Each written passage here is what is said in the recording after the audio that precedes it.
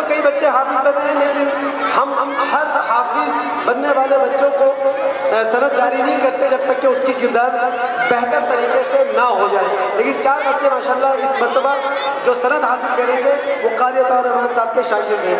इनामात देने के लिए मैं सहमत दूंगा मेरे बहनों ही हैं माजिद साहब। माजिद भाई यहाँ तशरीफ ले आए जल्दी, माजिद भाई यहाँ तशरीफ ले आए जल्दी जल्दी आइए। फर्स्ट पोजीशन एक बच्चे ने, सेकंड पोजीशन एक बच्चे ने, थर्ड पोजीशन 2 बच्चों ने, उसके बाद 4 और 5 फर्स्ट पोजीशन इस क्लास में हासिल करने वाले तालिब इल्म का नाम है Ragib Imran. Ragib Imran percentage 92.3। Ragib Imran second position इस क्लास में हासिल की है Umar Imran. Umar Imran percentage 91.3। Third position इस क्लास में हासिल की है 2 बच्चों ने, रैयान फरहान अरहम हामिद। रैयान फरहान अरहम हामिद दोनों की percentage 91।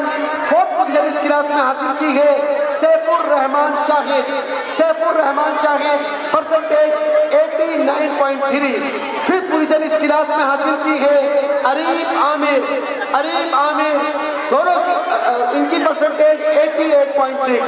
Areeb Aamir fifth position इस क्लास में।